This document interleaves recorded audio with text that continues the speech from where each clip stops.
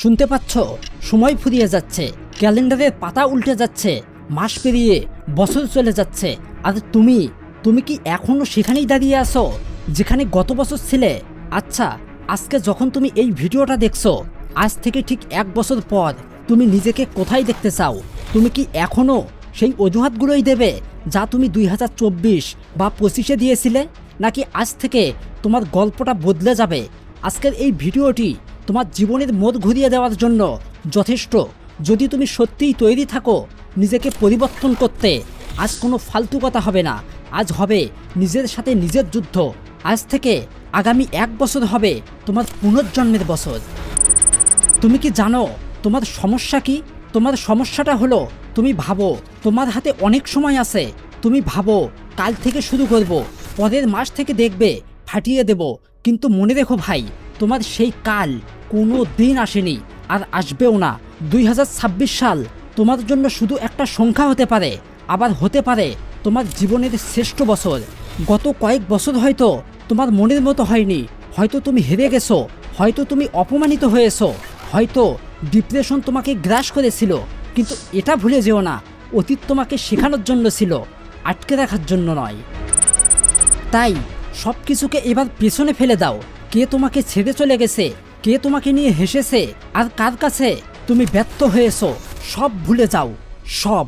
2026-এর এই বছরে তোমার লক্ষ্য হবে একটাই, নিজেকে এতটাই বদলে ফেলা যাতে তোমার নিজেরই পুরনো ভার্সন তোমাকে চিনতে ভয় পায়।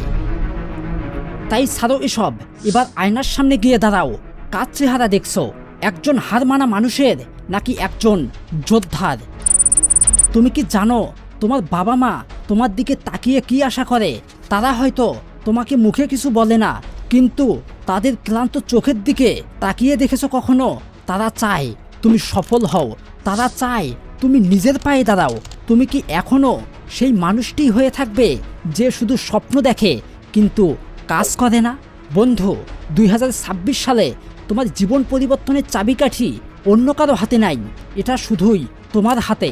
এই সমাজ তোমাকে ব্যর্থ দেখতে চায়, তোমার চারপাশের মানুষ তোমাকে তুচ্ছ করতে চায়, তাই তাদেরকে জবাব দেওয়ার সময় এসে গেছে। কিন্তু মনে রাখবে, তোমার সবচেয়ে বড় প্রতিযোগী ওই মানুষগুলো নয়, বরং তুমি নিজেই। তাই কালকের থেকে আজকে নিজেকে অন্তত 1% হলেও বেশি উন্নত করো। আর এইভাবে যদি তুমি আগামী 1 বছর নিজেকে উন্নত করতে থাকো, তাহলে দেখবে বছর শেষে তুমি নিজেকে 365% উন্নত করেছো। যে স্থানে পৌঁছতে অন্যদের 10 বছর সময় লেগে যাবে, তবুও তারা সেখানে যেতে পারবে না। তাহলে এবার বলো, তুমি কি রেডি নিজেকে সেই স্থানে দেখতে? চলো তোমার বিপ্লবের ঘড়িটা এবার স্টার্ট করি। শোনো তাহলে কি করতে হবে তোমাকে। সর্বপ্রথম অজুহাত দেওয়া বন্ধ করো। তোমার কাছে রিসোর্স নেই, তোমার ভাগ্য খারাপ, তোমার পরিবার গরিব, এইসব কথা বলা আজই আর এখনই বন্ধ করো। মনে রেখো বন্ধু, ইতিহাস তারাই লেখে যাদের কাছে লেখার মতো কলমটাও ছিল না, কিন্তু জেদ সেটা ছিল পাহাড় সমান। So get out of your comfort zone. বন্ধু, বিছানায় শুয়ে শর্ট ভিডিও দেখে আর গেম খেলে তোমার ভবিষ্যৎ তৈরি হবে না। তোমার স্বপ্ন যদি তোমাকে ঘুমোতে না দেয়, তবেই তুমি বড় কিছু করতে পারবে। তাই মনে রাখবে, যখন সবাই ঘুমাবে তোমাকে তখন কাজ করতে হবে, যখন সবাই পার্টি করবে তোমাকে তখন শিখতে হবে, অন্যরা যখন তাদের সময়গুলোকে ফালতু কাজে নষ্ট করবে তখন তোমার সময়গুলোকে স্বপ্ন পূরণের জন্য ইনভেস্ট করতে হবে।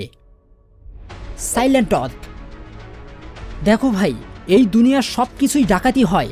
তোমার প্ল্যান কাউকে বলো না, তোমার পরিশ্রম হবে গোপনে, যেন তোমার সফলতাই তোমার হয়ে চিৎকার করে। অতএব 2026 সালে নিজেকে এতটাই ব্যস্ত করে ফেলো যে তোমার পুরনো বাজে অভ্যাসগুলো যেন তোমাকে খুঁজেই না পায়। Reflection of success. এবার কল্পনা করো, 1 বছর পরে তুমি আয়নার সামনে দাঁড়িয়ে আসো, তোমার চোখে আত্মবিশ্বাস, মুখে তৃপ্তির হাসি, তোমার পকেটে টাকা আর মনে শান্তি। লোকে তোমাকে দেখে বলছে, কিভাবে করলে ভাই? সেই দিনটার কথা ভাবো, সেই দিনটা পাওয়ার জন্য আজকের এই কষ্টগুলো কি সহ্য করা যায় না? মনে রেখো, অনুশোচনার কষ্টের চেয়ে ডিসিপ্লিনের কষ্ট সহ্য করা ভালো। তাই আজকের পর থেকে যেন আর কোনোদিন বলতে না শুনি যে আমি পারবো না। ভাই, তুমি কেন পারবে না? তোমার রক্তে কি আগুন নেই? তোমার কি কোনো জেদ নেই?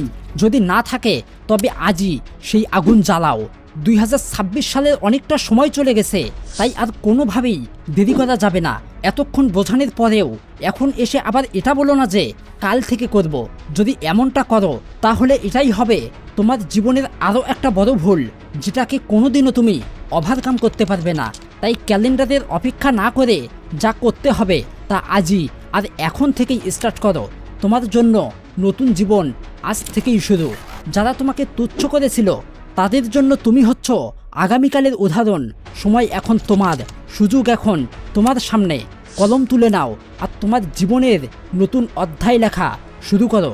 মনে রেখো, সিংহ যখন শিকার করতে বের হয় সে কারো অনুমতি নেয় না, সে শুধু নিজের লক্ষ্যে অবিচল থাকে। যাও, ঝাঁপিয়ে পড়ো, পৃথিবী তোমার অপেক্ষায় আছে। আর যদি আজকের পর থেকে তুমি নিজেকে বদলাতে রাজি থাকো তবে কমেন্টে লিখে যাও, আমি তৈরি আছি। আমার বিশ্বাস তুমি পারবে। কিন্তু প্রশ্ন থেকে যায়, তুমি কি নিজেকে বিশ্বাস করো? উত্তরটা অবশ্যই দেবে। বিদায় নিচ্ছে তাহলে আজকের মতো, কিন্তু দেখা হবে একদিন সাফল্যের মঞ্চে।